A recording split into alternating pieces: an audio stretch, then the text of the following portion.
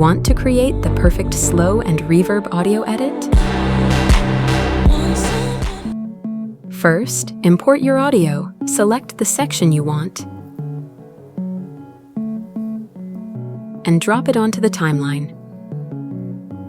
To get that slowed effect, go to Time, select Time Stretch, and dial in your pace. Next, add your reverb effect and set the settings to this.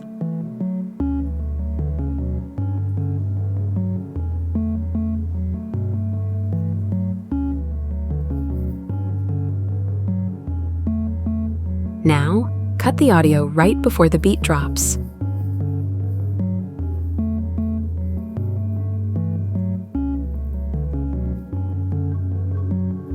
Go to your effects panel, add a high-low pass filter, and match these settings.